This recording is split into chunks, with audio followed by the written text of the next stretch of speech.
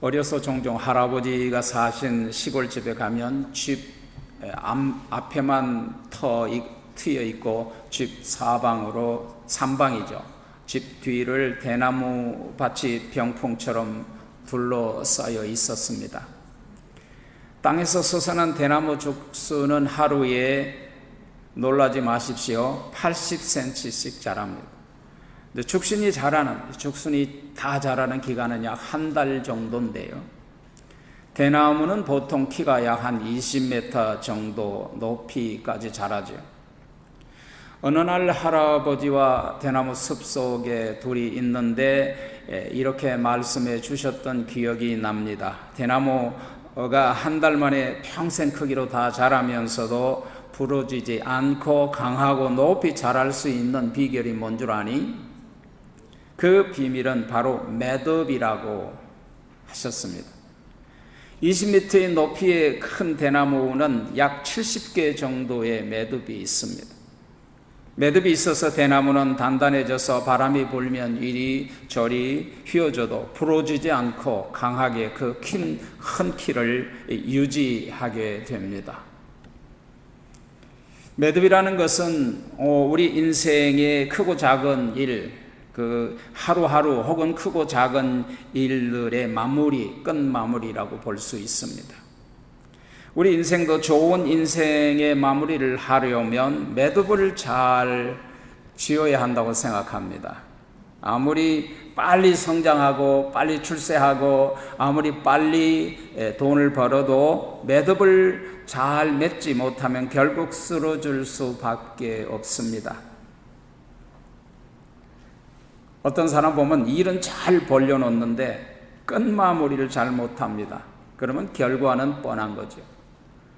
매듭이란 일의 마무리를 뜻합니다. 우리 인생에서 일어난 여러 가지 일들과 사건들에 대한 매듭 하나하나를 잘 짓고 나가야 크게 자라고 견디고 강하게 버틸 수 있습니다. 지난 송구 영신 예배의 말씀의 제목은 끝이 시작보다 낫다. 끝마무리를 잘하는 것이 시작보다 낫다라고 말씀을 나누었습니다. 옛말에 유두무미라고 있습니다. 머리는 있어도 꼬리가 없다는 뜻이죠. 일의 끝마무리를 제대로 하지 못하고 흐지부지한 그런 상태를 유두무미라고 합니다. 처음은 아주 좋지만 끝이 좋지 않는 사람을 우리는 신뢰하지 못합니다. 시작은 번지를 하고 굉장히 나이스하지만 마무리가 좋지 않으면 결코 오래가지 못합니다. 그러나 성경이 우리에게 하신 말씀은 뭡니까? 시종일관입니다. 처음부터 끝까지 한결 같아야 한다는 거예요. 사람의 만남도 인간관계도 무슨 일도 신앙생활도 마찬가지입니다. 욥기 8장 7절에 보면 네 시작은 미약하였으나 네 나중은 심히 창대하리라. 끝이 시작보다 중요하다는 것이죠. 그래서 끝이 시작보다 더 낫다는 말입니다.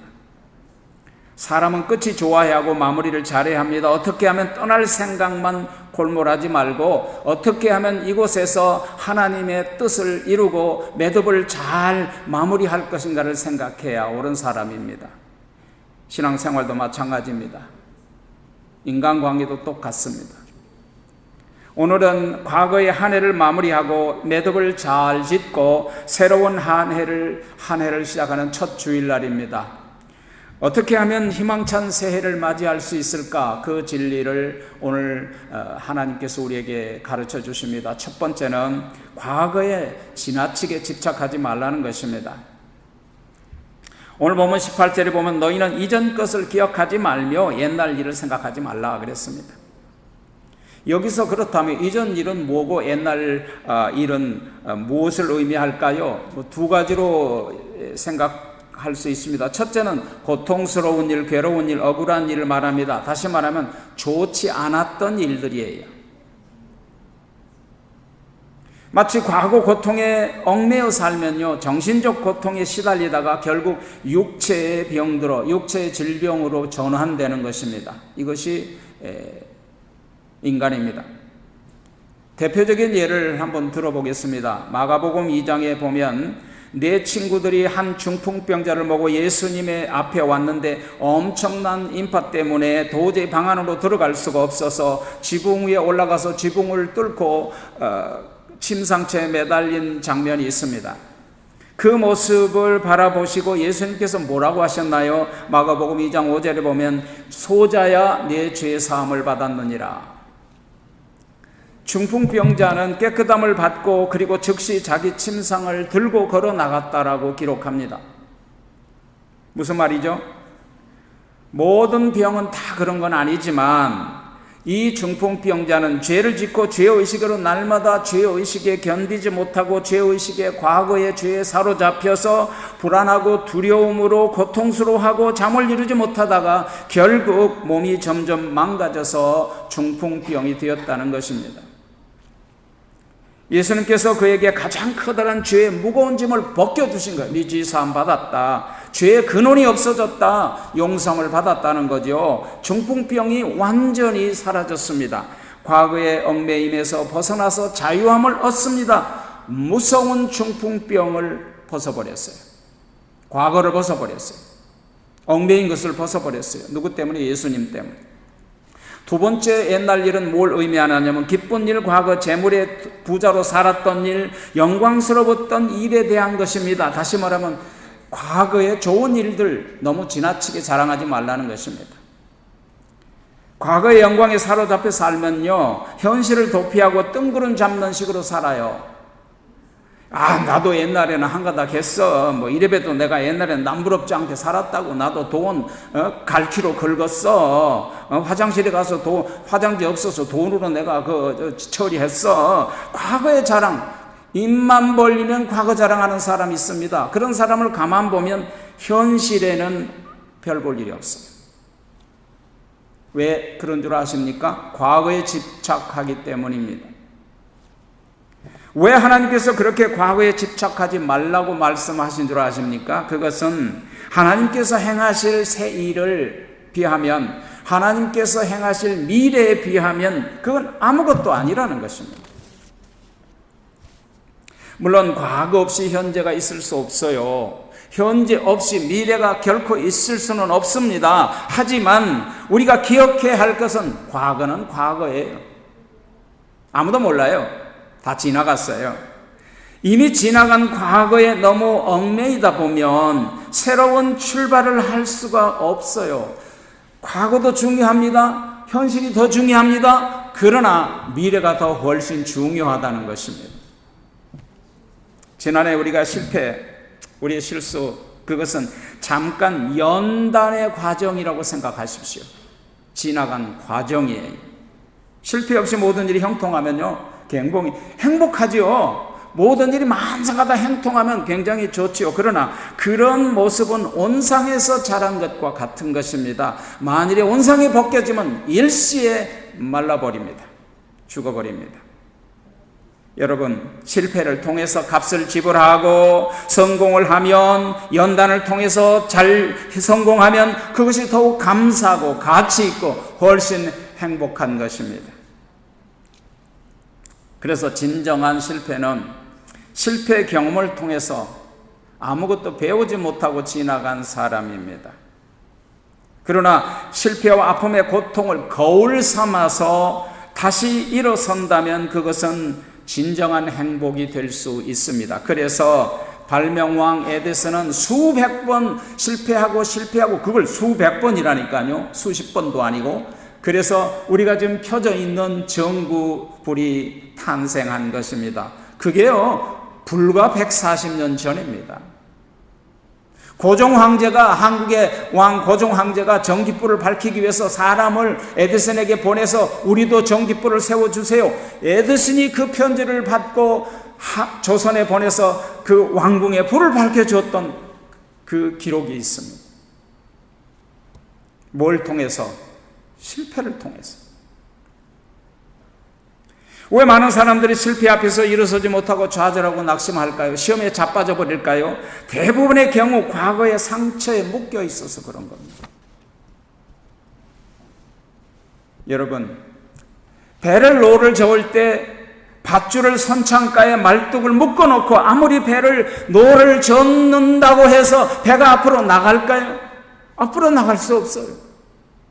묶인 밧줄, 죄의 밧줄, 상처의 밧줄, 분노의 밧줄, 아픔의 과거의 밧줄을 끌어버려야 노를 젓고 새해로 나갈 수 있을 줄 믿습니다.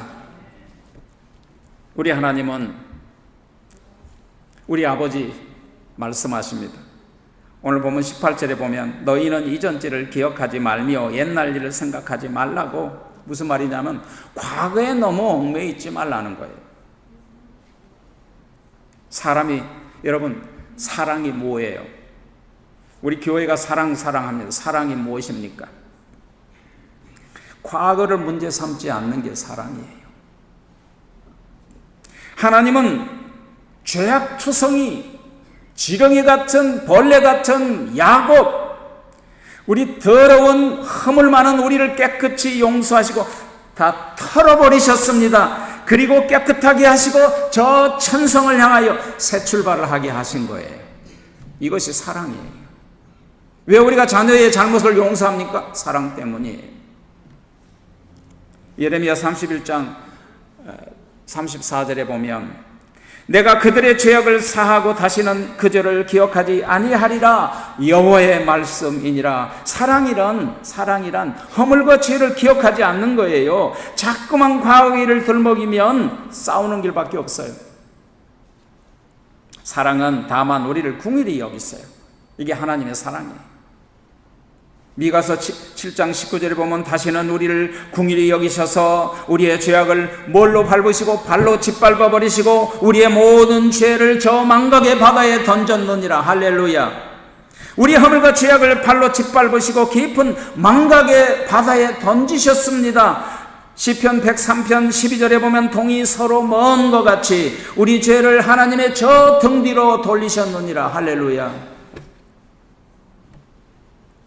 네덜란드 사람 코리 텐붐 여사 얘기 많이 들으셨을 거예요. 2차 세계전 당시에 독일의 나치 수용소에서 여성으로서요 이루 말할 수 없는 잔인한 핍박과 학대를 받았어요. 상상할 수 없는. 나치의 수용소에서 극적으로 살아남은 코리 텐붐 여사는 과거의 무섭고 고통스러운 일들 때문에 수용소에서 나왔지만 그 분노 때문에 잠을 못 이뤘어요. 벌벌 떨었어요. 그 분노 때문에. 근데 어느 날 예수님의 십자가를 깊이 묵상하다가 그래 다 용서하자라고 했더니 참 자유를, 평안의 자유를 얻었다고 고백했어요.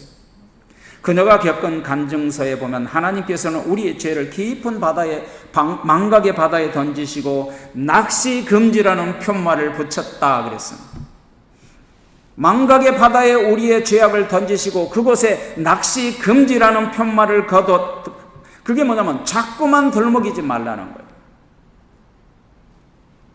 예수 그리스도의 복음의 능력 안에서 과거의 모든 아픔과 상처의 기억으로부터 자유함을 얻은 우리, 그것을 누리는 바로 그것이 바로 새 출발하는 것이고 성공적인 마무리고 중요한 새 출발이라는 사실을 잊지 맙시다. 두 번째는 하나님이 행하실 새 일을 믿음으로 기다리라는 것입니다. 오늘 본문 19절 20절에 보니까 보라 내가 새 일을 행하리니 이제 나타낼 것이라 너희가 그것을 알지 못하겠느냐. 내가 광야의 물들을 사막의 강들을 내어 내 백성 내 택한 자로 마시게 할 것임이니라.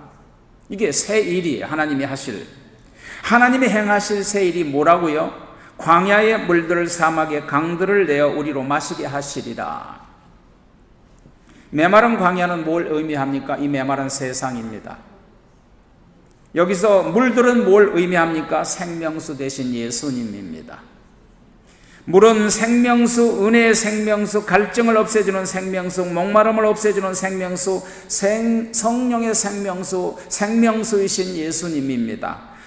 믿음의 눈으로 하나님이 새 일을 바라보아야 합니다. 믿음을 가지고 새 일을 기다려야 합니다. 앞으로 나가려면 불평, 불만, 원망의 끈을 끊어버리시고 지금 당장 끊어버리시고 나가시는 여러분이 되기를 바랍니다. 어느 집사님 댁에 앵무새 한 마리를 길렀습니다. 매일 퇴근한 다음에 너무 피곤하니까 파김치가 돼서 피곤한 몸으로 집에 들어오자마자 습관적으로 아이고 죽겠다 맨날 그래요. 그러니까 앵무새가 집주인이 퇴근하고 돌아오기만 하면 아이고 죽겠다 하는 거예요. 여러분은 어때요? 제일 많이 하는 말은 아니겠죠? 이 앵무새가 한두 번 그렇게 하니까 너무 귀엽고 사랑스러웠는데, 아니 날마다 그렇게 하니까 기분이 상했어요. 이 앵무새 버리장머리를 어떻게 고쳐줄까 생각하다가, 그래서 이 집사님이 목사님 댁에 갖다 주면 목사님이 거룩한 말만 할 테니까 앵무새가 배우지 않을까 하고 목사님 댁에다가 잠시 맡긴다고 맡겼습니다.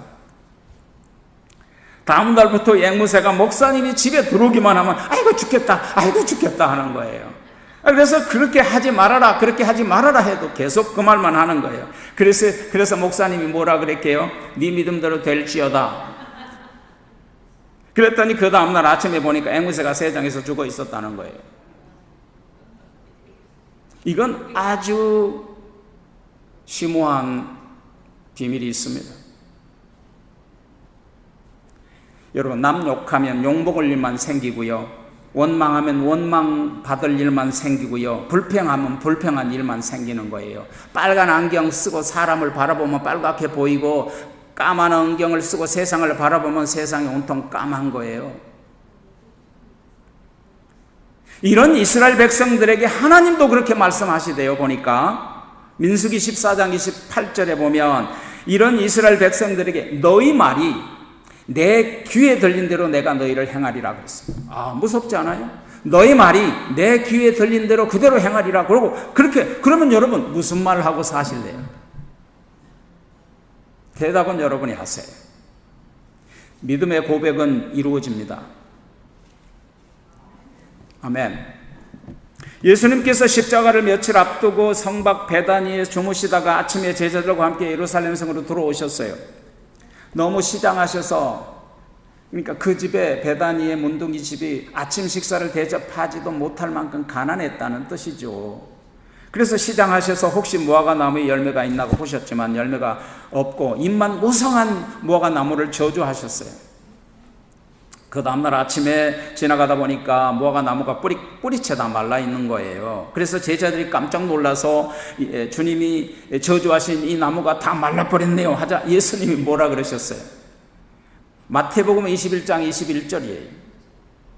내가 진실로 너에게 이르노니 만일 너희가 믿음이 있고 의심치 아니하면 이 무화과 나무에게 이런 일만 할 뿐만 아니라 이 산더러 들려 바다에 던지우라 하여도 될 것이요. 이 구절이 중요합니다.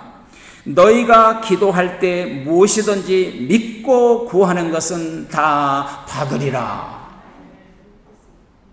믿음의 고백이 중요하다니까.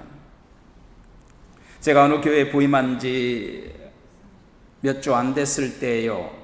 그때 교회에서 같이 신앙생활을 했던 분들도 여기 대다수예요.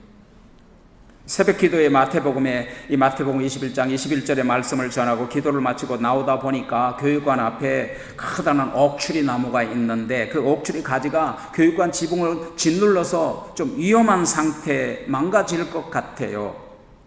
그리고 옥추리가 교육관 앞 남향의 햇빛을 완전히 큰 나무라서 가로막아서 그 교육관 안이 어둡고 침침하더라고요. 아무리 봐도 쓸모없는 해로운 나무예요. 곁에 있던 건물 관리부장 집사님에게 이 나무를 잘라버린 게 훨씬 좋겠네요. 교육관 지붕 상하게 하고 남향빛을 가로막아서 교육관이 너무 침침하고 어둡잖아요. 그랬더니 나무가 너무 커서 잘라내기가 쉽지 않아요 그러더라고요. 그래서 제가 집사님 함께 기도합시다. 이 나무에 손을 얹으세요. 우리 같이 기도를 했어요. 주여, 이 나무는 우리 교회에 필요하지 않고 해를 끼치니 이 나무가 말라 없어질지어다. 그랬더니 며칠 후부터 나무가 시름시름 허옇게 말라가요. 도대체 어떻게 이렇게 말랐나 하고 나무 속에 흰 개미들이 보니까 나무 속에 흰 개미들이 버글버글 하얗게 버글버리면서 나무 속을 완전히 갉아먹는 거예요. 하나님이 흰 개미를 보내서 이 나무를 저주하시는구나. 근데 또 흰 개미들이 다른 데 올라가면 안 되잖아요. 그래서 얼른 다른 데 올라가기 전에 그 개미에다가 약을 뿌려서 다 한꺼번에 진멸시켰어요. 믿음의 기도대로 된 것을 보고 너무 놀랐어요. 함부로 저주하면 안 돼요. 함부로 욕하고 원망하면 안 돼요. 비록 내 삶이 힘들고 어려울지라도 잘 되리라는 믿음으로 선포하고 나를 향하신 하나님의 계획을 믿음으로 바라보고 믿음으로 기대하며 나아갑시다. 마지막 세 번째는 우리를 향하신 하나님의 목적을 알라. 자, 우리를 향하신 하나님의 목적이 뭘까요? 여러분 묻습니다. 여러분 인생의 목적은 뭐예요? 오늘 21절에 보니까 이 백성은 내가 나를 위하여 하나님 자신을 위하여 지었나니 나를 찬송하게 하려 하심이니라. 하나님을 찬송하신 것이 우리의 목적입니다. 교회 목적입니다. 새해를 맞이하면서 우리는 나를 창조하신 하나님의 목적을 알고 나가야 됩니다. 나의 존재 목적을 모르는 인생은 불행한 인생입니다. 왠 줄 아십니까? 왜 이 땅에 태어났는지, 내가 뭘 해야 하는지, 존재하는지 그 목적을 알지 못하면 그 인생은 의미를 발견하지 못하고 공허하고 기쁨도 만족도 없습니다. 무엇을 하든 내가 하는 모든 일의 목적을 알고 일할 때 그것이 가치 있고 만족스럽고 그리고 기쁜 일이 되는 거예요. 보람 있는 일이 되는 거예요. 존재 목적을 발견하고 존재 목적대로 살 때 인생의 의미를 찾고 행복하게 되는 거예요. 내가 이 교회에 온 목적, 하나님이 오늘 나를 부르신 목적, 그 존재 목적을 알고 행할 때 그것이 뭐라고요? 하나님을 찬송하는 것입니다. 무슨 말이냐? 예배하는 것입니다. 찬미의 제사를 드리는 것입니다. 하나님은 오늘 우리에게 하나님의 창조의 존재 목적, 우리를 창조하신 존재 목적, 우리를 구원하신 존재 목적, 이 땅에 태어나신 존재 목적을 말씀해 주십니다. 그것은 바로 하나님을 찬송하기 위함입니다. 하나님께서는 우리를 통하여 영광 받으시기를 굉장히 기뻐하세요. 우리는 먹든지 마시든지 무슨 일을 하든지 하나님께 영광을 돌리고 하나님을 찬양하는 삶을 살아야 합니다. 세상에 존재하는 모든 피조물들을 보십시오. 나무를 보십시오. 풀들을 보십시오. 하나님의 창조 목적에 순복하고 그대로 아름답게 그 목적을 이루어 나갑니다. 뒤뜰에 심어놓은 텃밭에 세우는 상추들, 야채들도 가을이 되면 기를 쓰고 꽃피고 열매 맺습니다. 아무리 잘라내도 또 가지가 쳐서 또 열매를 맺습니다. 뭡니까? 창조 목적에 순복하는 거예요. 에베소에 보면 인생의 목적, 교회의 목적을 분명하게 우리에게 말씀하십니다. 에베소서 1장 12절에 보면 이는 우리가 그리스도 안에서 예전부터 바라던 하나님의 영광의 찬송이 되게 하려 하심이니라. 이게 우리의 목적입니다. 교회의 목적입니다. 인생의 목적입니다. 찬송을 하게 하려 함이라고 하지 않고 찬송이 되게 하려 합니다. 이게 뭡니까? 먼저 네 존재가 찬송 덩어리가 되라는 거예요. 나의 존재가 찬송이 될 때 나는 찬송의 찬미의 예배를 드리게 되는 것입니다. 나의 존재가 먼저 돼야 돼요. 입술을 열기만 하면 내가 찬송 덩어리니까 찬송이 나오고 어디로 가든지 무엇을 하든지 찬송이 나오고 하나님을 높이게 되는 거예요. 나의 삶 가운데 하나님을 향한 찬양이 넘치게 돼요. 이게 뭐예요? 찬미의 제사를 드리는 삶이에요. 원망과 한숨과 탄식의 소리가 아니라 하나님을 찬송한 소리가 나오는 찬송 덩어리가 되기를 바랍니다. 우리의 존재가 먼저 찬송이 되면 나는 찬송의 찬미의 제사를 드리게 되는 것입니다. 나를 창조하신 하나님의 목적을 깨닫고 하나님의 목적에 이끌리는 삶을 살 때 바로 하나님이 원하는 인생입니다. 나를 향하신 뜻입니다. 광야의 강물이 흐른 대로를 만들고 사막의 강물을 마시게 하고 목마름과 갈증을 해소해 주시는 하나님의 역사를 믿는 믿음의 눈과 기대를 가지고 오늘 새해를 출발합시다. 그리고 나를 창조하신 하나님의 목적을 깨닫고 새롭게 도전하여 하나님의 영광의 목적에 맞는 찬미의 제사를 드리는 저와 여러분이 되기를 축복합니다.